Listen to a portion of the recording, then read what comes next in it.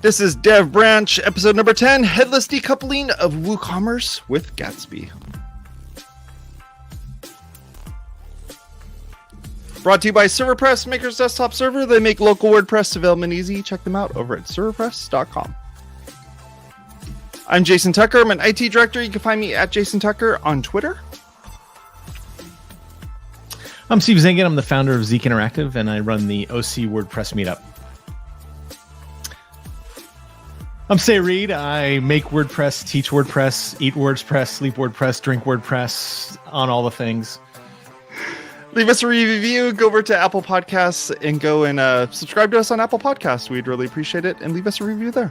Thanks. Yeah, I filled in for Say today.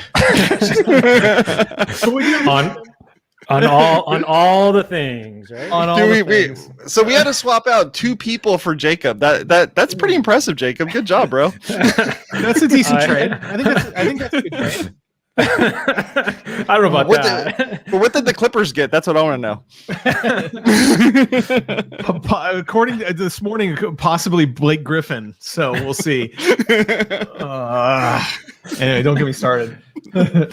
Jacob, tell us a little about yourself real quick, just to get us started, and then we'll go on from there. Sure. I'm Jacob Ariola. I am a developer at Zeek Interactive.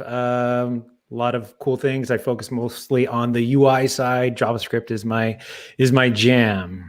So good to be back. He did listen to You're Supposed to Learn It Deeply, right? And he ended up doing it. I think he took direction from Matt Mullenweg on that one. That was a while ago, wasn't it? It was like 2016. That was a bit, yeah. It was. Yeah, it was a bit. Yeah.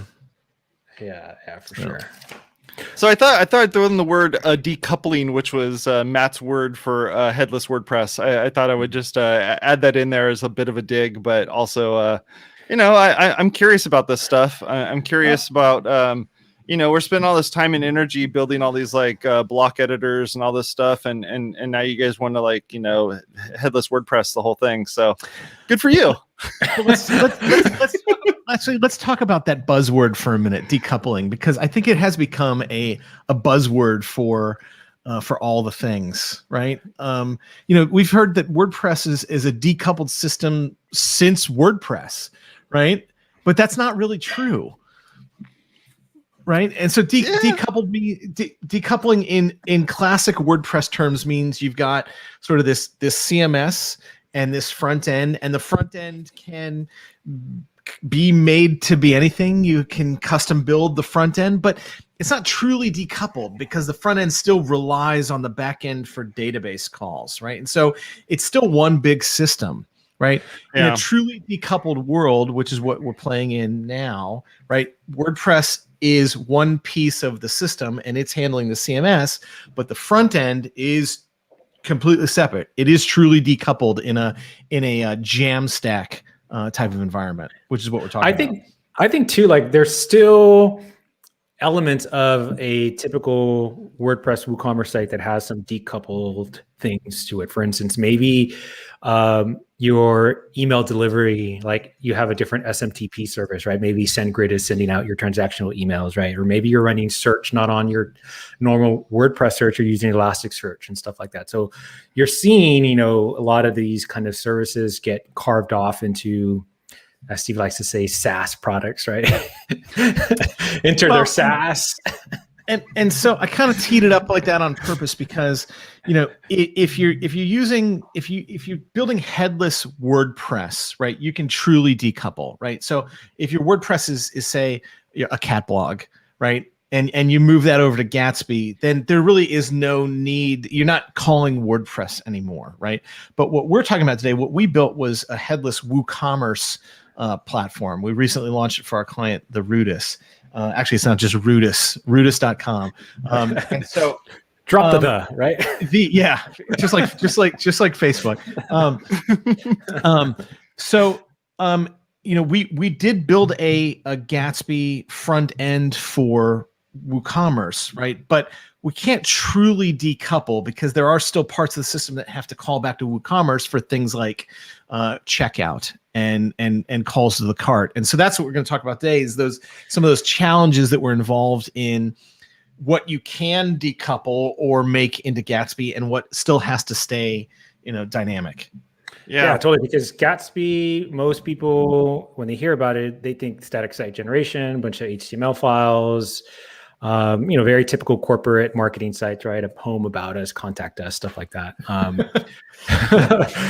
But in terms of like e-commerce, right? Like you can do e-commerce as well. And then when Steve and I were talking about the project, Steve was like, well, you can do like, runtime stuff on Gatsby. Like I thought it was just a static site, right? And so the neat thing about doing something like a headless WooCommerce with Gatsby, which is a static site generator, is you can pre-build a lot of the things ahead of time, like all your product pages and a lot of your static kind of like about us, privacy, terms and conditions, stuff like that. Stuff, especially those terms and conditions stuff that just really don't get changed that often. Like, why do you have to have users, when they navigate from home to terms and conditions, make database queries for the navigation, the sidebar, the footer navigation, and the post content, right?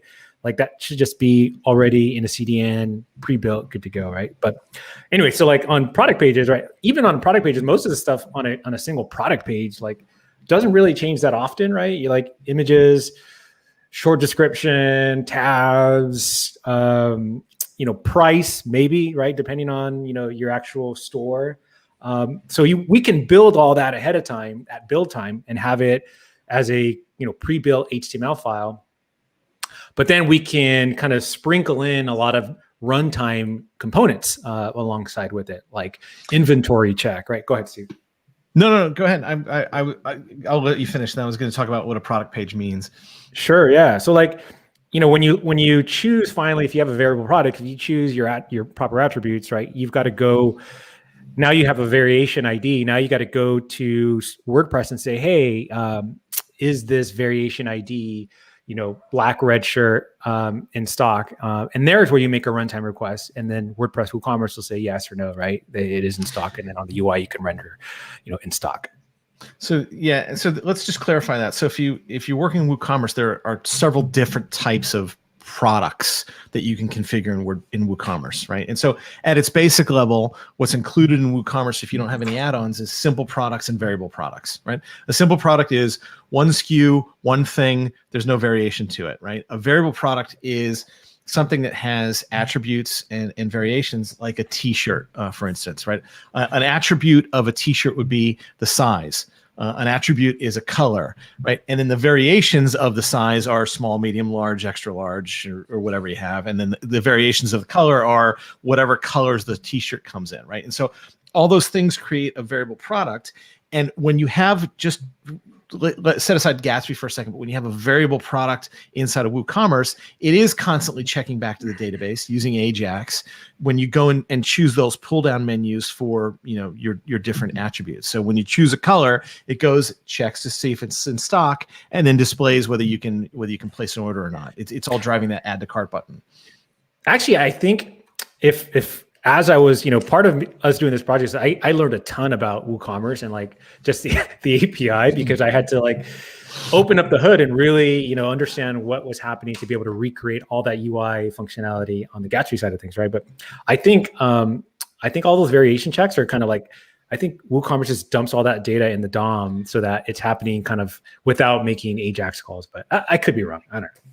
No, you could be right, but it's still, whether it's pre-rendered by WooCommerce or calling back, it still is a consideration for what has to go out to the static site generator, right? Yeah. It also once we dump all that stuff out to Gatsby, it still needs to work. Yep. Totally. I mean, the cool thing about I think for the project for like Rudis is I think we pushed WooCommerce, just normal WooCommerce PHP template system to its limits in terms of, it's great. WooCommerce is great in terms of you can make customizations. They have a very, simple API where you can copy certain templates, right? And put them into your theme. And then, you can customize things without having to touch core, right? But, the more and more you start customizing things in WooCommerce, anybody just dealt with WooCommerce, the upgrade path becomes much more difficult, because next thing you know, like you have 15 different PHP files that you've customized and WooCommerce is updated. And WooCommerce is really great about documenting the things that they've updated. And if you go to the settings page, it tells you, hey, you have these 15 different files. One of them has changed. You should check it before updating, right? But again, that's just more things to kind of manage on the updating side of things. And this is his dev branch. Let's talk about that templating system for a minute inside of WooCommerce, right? And so there's a couple different ways to work within templating in WooCommerce. What we always try to do is use the WooCommerce hooks as much as possible, right? So most of the WooCommerce templates will have like a before and after for each little thing that you do. The product page will have it, the cart page will have it. And if you stay within those hooks and don't customize a template, then your upgrade path is not gonna be affected. You're fine there, right? But if you have to do something custom, like add a particular style to a button or change a layout of a particular thing inside of a product page, you are gonna be copying that template from WooCommerce into your theme, right? What you want to make sure you do is copy the entire template and leave the version number at the top of the template. So literally copy it in whole and make your change, because that's how WooCommerce does its status check that Jacob's talking about, right? If you delete all the comments that are the WooCommerce comments that are at the top of the template and just put your stuff in there, then you've broken that part of the chain as well. And so that's the reason I mentioned that, is that status thing is really handy, because if I've copied a template from, say, WooCommerce for, I don't know what the last version was, 4.5, right? 4.3, right? Whatever it is. And WooCommerce is on 5. And it's on, now it's on 5, but I copied it from 4.3, and that was the last time I made that template change. And now it's 5, and they've made a change to their template file within the plugin. That's how it'll flag you. So it'll actually look at your custom templates and it'll say, oh, you did this change at 4.3. There has been a change to the template, and it'll recommend that you bring in the latest stuff. That's how it works.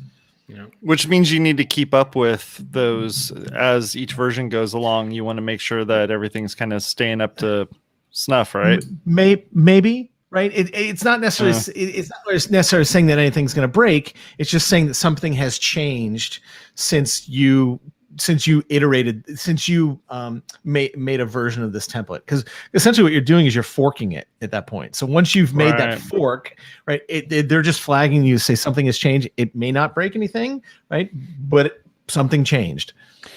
Yeah.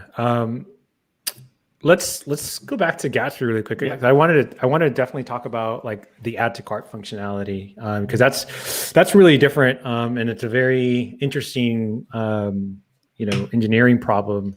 I wouldn't say problem, but a thing, because challenge. In normal, and so like if you're in a decoupled WooCommerce application, right, whether it's Gatsby or Next.js or Vue or whatever, right, or Angular, like how do you handle cart? Because you want to be able to it's an e-commerce, or cart needs to work, right?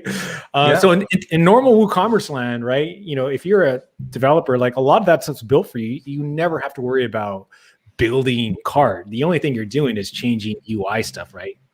Or maybe accessing the WooCommerce class to be able to do stuff with the cart, like show the cart number differently, whatever, right? So in normal WooCommerce land, the cart session is a cookie-based session, right? Because you're in the same domain.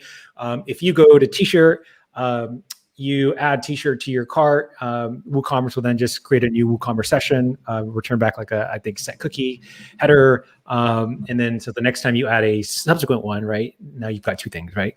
But because you're in decoupled, now you're in different domains. Those cookies and that behavior is gone, right? So the author of Woo GraphQL, which is the extension we're using for the site to kind of get data in a GraphQL API, built out a JSON web token session system. So the way it works pretty much is instead of cookies, you get back a session on the response when you add something to cart. But then it's up to you as the developer. You have to facilitate that now, right? And what that means is, okay, cool. I've got a cart session. Let's just say it's ABC123, right?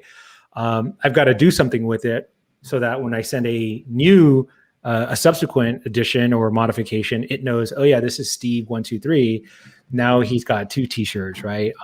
And so like with Gatsby, we are using Apollo as our HTTP GraphQL library, which facilitates all the runtime requests, right? So you kind of pretty much have to listen for if that session comes in, stored in like local storage or React memory, and then make sure that you kind of facilitate it. So that's a big distinguishment in terms of you have to, as a developer, if you've never dealt with like WooCommerce sessions, learn about that and figure out, what's the best way to do that for your shop. Makes sense. It seems like you're having to build out a bunch of stuff by yourself versus leveraging any of the things that WooCommerce did. Is there any of those things within WooCommerce that you were able to take away other than just like the mechanics of it? Well, actually, to answer your first part of your question first, we were making up a lot of this as we went, right? There is no documentation yet because it is so new, right? Mm-hmm. There's a little. But yeah, a lot of this was us just sort of inventing this as we went along. But I'll let Jacob answer the second part. I think what if you look at the source code for Woo GraphQL, right? Under the hood, they're using all of the WooCommerce functionality, the WooCommerce class, all the WooCommerce functions. So that package doesn't like have to rebuild all. WooCommerce makes it. It's pretty much a lot of it's an abstraction for GraphQL, right? So now there's a bunch of queries available for you, a bunch of mutations, but under the hood, when it resolves, it's calling like, all the WC methods and stuff like that. So we didn't, specifically do stuff like that, but the package that we're using is using a lot of the WooCommerce things. So that's cool. The things we had to rebuild was the UI, right? That's right. And that's a lot of work. But like anything in WooCommerce and WordPress land, right? The best documentation is the code, right? That's literally where we're going to look for documentation, right? It's just go to the code itself and start drilling down. Yeah, and it's important. Like, so I mentioned Woo GraphQL. Like the important difference here is, I think there's been developers doing headless or decoupled WooCommerce for a while, right? But they've been doing it on the REST API. The difference here is, we're using the GraphQL API, which is not part of core. It's a plugin. It's a very popular plugin written and maintained by Jason Ball, who's, I think, been on the show. Yep. Oh, yeah. So part of it as a developer is maybe you don't know GraphQL, right? So you've got to now learn that. And not only that, but learn how to customize it to fit your needs. Because I would imagine most of these projects that you take on that are decoupled headless are going to be legacy projects that you're kind of converting over, right? It's not going to be, hey, we're starting a new project from scratch. Let's do decoupled, right? It's generally going to be a legacy one. And what that means is there's with the legacy WooCommerce shop, there's existing WooCommerce add-ons, right? Because a typical WooCommerce site, and Steve nods to that, is going to have a plethora of add-ons. But go ahead, so you're no. I'm agreeing with everything you said. Right. The reason most of these are going to be legacy sites is because our clients will call us and say, my site is slow, right? Fix this, right? And so all right, this is one consideration now. All right, let's start looking at going to Gatsby, right? But yeah, and Jacob's absolutely right. Not only are you going to have a whole bunch of WooCommerce add-ons, but there's probably some custom code that a previous developer wrote, and all the WordPress plugins that are sitting there as well, that are all bogging down the system. So I think so the important thing to take into that consideration is like a typical add-on has two parts to it, right? It adds like a functionality backend architecture part to it, but it also has the UI component. So if you're kind of moving to headless, you can keep that add-on if you feel that add-on is still something important to the business. But now you're responsible for exposing that data to the GraphQL API so that you can pick that up in your Gatsby or Next or whatever app you're using. So you have to learn as a developer how the intricacies of the GraphQL, the WP GraphQL API, to learn about how to expose fields, right? So if you have custom fields or custom data, then you need to kind of go through the documentation. And they're great docs, and it's a great community in terms of WP GraphQL.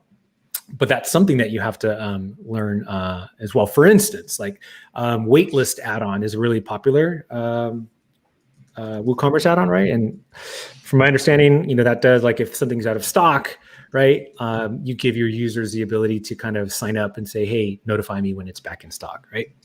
And so, like, to build that, like, the architecture behind that, I mean, that's kind of a lot of work, right? Because you've got to be able to take in, they create users, and then you've got kind of cron jobs running that, like, figure out when it's back in stock and send out emails. Like, that's already done. It works, kind of bring to the ringer. But now you've got to expose that to your GraphQL APIs. You kind of have to learn about where's the right place, what hooks to hook into, and how to kind of expose that data. So that's also a learning curve. But I think in that process, you really get into the project and learn a lot about the intricacies of the project. So if something goes wrong, you're pretty familiar with the entire stack. So it's pretty cool in that regard. That's cool. Yeah, I was looking at the site and looking at, I mean, how snappy everything is. It's so quick, and the way that things change so fast. The one thing I can say about all the Gatsby sites that we've developed to date is they just feel different, right? We're not, sometimes we're seeing the page speed scores bumps that we want to see, and sometimes we're not, and a lot of that is due to design decisions that we have no control over. But the pages just, like you said, feel snappy. It loads fast, right? Jacob, correct me if I'm wrong, but one of the things that Gatsby does is it has that preloading thing, right? So it sort of, and correct me if I'm wrong here, but it kind of predicts where you're going to go next and starts preloading that next stuff. A couple things. A couple things happen. So there's is it a link preload tag, which is a standard. It's a link relative preload, which is a standard HTML link element, right? Where it tells browsers, hey, it's not render blocking or anything like that. It pretty much says, hey, I'm probably going to go to this page, to this route, load this thing, need these assets. Can you get them ahead of time so that when I go there, they're good to go, right? And so that's what, Gatsby does a lot of that out of the box for you. And there's a really cool Gatsby plugin where you can use your WooCommerce or your Google Analytics data to say, go get me my top 10 pages, right? And then I think it uses Guess.js. That's what it's called? Guess? Guess.js? Guess.js. I think so. Finally, something that was named well. Yeah.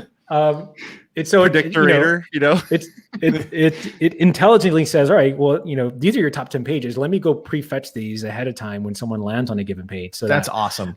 Yeah. So that's kind of what makes it feel zippier, because a lot of the assets are kind of ready to go and not render blocking. But the nice thing too is when you mouse over a particular, this is Gatsby, like a Gatsby particular link.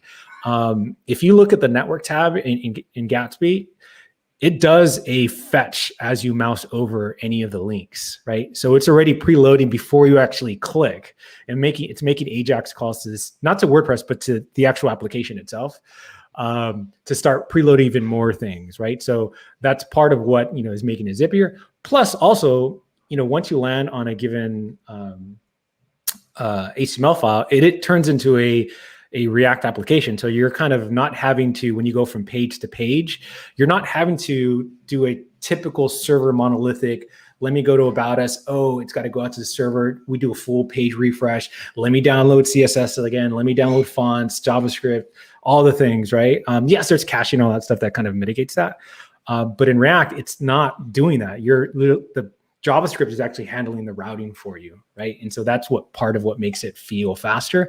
And that's why you notice certain applications have like really cool transition effects. So when you go from one page to another, there's like animation happening, because it's a JavaScript application that's handling the route transition for you.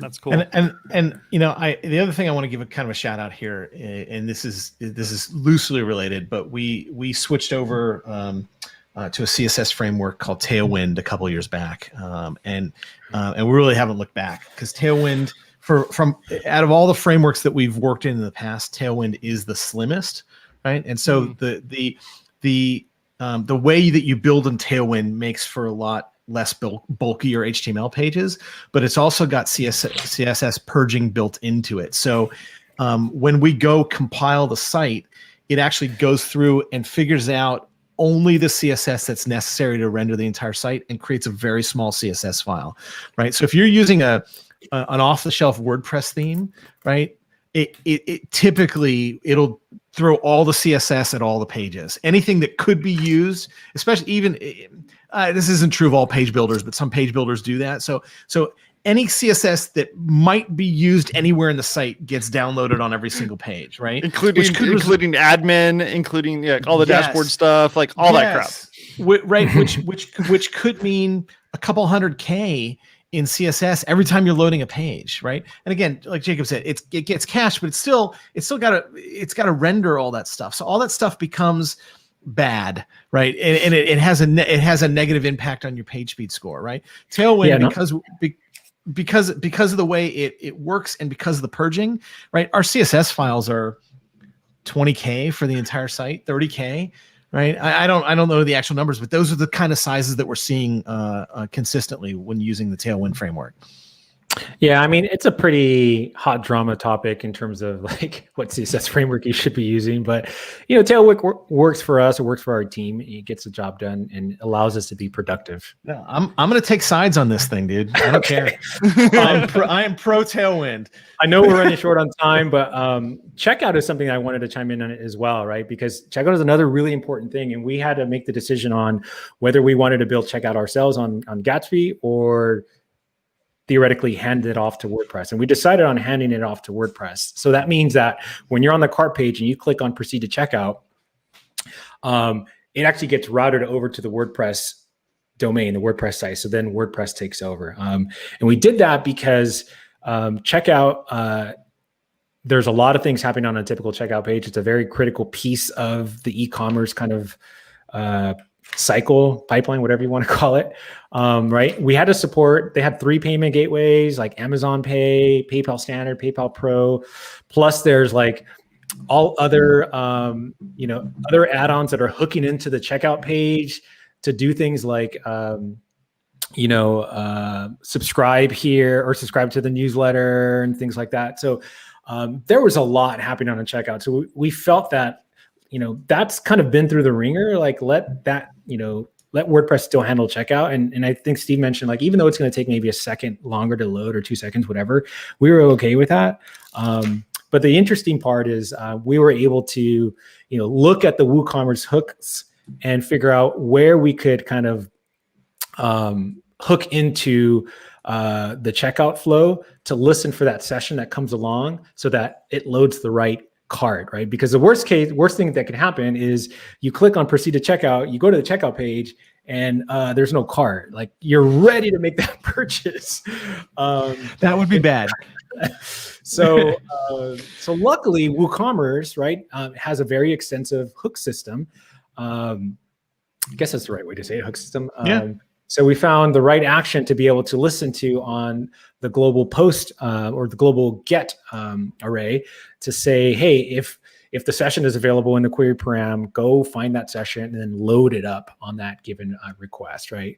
And so that allows us to not have to worry about, handling gateways or anything like that. So that was really, really cool. We may consider like eventually, supporting checkout, but for now it's working and, why deal with that? And again, part of the reason it doesn't matter is because we're really trying to have an impact of the overall site. We're trying to impact that page speed score, right? And so the pages that are visited more often, like product pages, catalog pages, static pages, homepage, those things need to be in Gatsby. Google isn't really rating your checkout page, right? It's sort of part of the natural flow, and ultimately you don't have a ton of simultaneous traffic on that page at one time. If you do, then that's a good problem to have. But there's not that many people simultaneously checking out, right? More people would be looking at a product page or looking at the rest of the site simultaneously than running a checkout at the same time. And so that's okay, right? So that part still does call the WordPress database or the WooCommerce database, right? But it's okay because that's really the most that's the most impact to the database. That's the most load that we're having, and we're not expecting a ton of simultaneous traffic there, right? And the load has been relieved by the rest of the site being loaded through Gatsby. Yeah. We got a really cool comment in here, which means we're probably going to end up having to do a whole nother show regarding this. Oh. But decoupling and page builders, Steve. I groan because we have a couple projects that we built recently, just getting Gutenberg to go to Gatsby, right? And so literally taking blocks and translating all that to Gatsby, and that is a whole show by itself. It is time consuming. Right. It is hard. And we've already been through that process a couple of times, but we can absolutely talk about it. Maybe on the next Dev Branch. Awesome. Man. Yeah, it keeps me up at night just thinking about the what we've been through trying to do that. Oh man. Apparently he agrees. Yeah. Well, hey, Jacob, thank you very much for taking the time out to hang out with your boss. I really appreciate it. And it was good stuff. And as always, you always blow my mind at the stuff that you bring to the table here when we start talking about these sorts of things. So I appreciate you and appreciate your knowledge. So thank you very much. I want to say thank you all for hanging out with us. See you on the next one. Talk to y'all later. Bye-bye. Thank you. Later.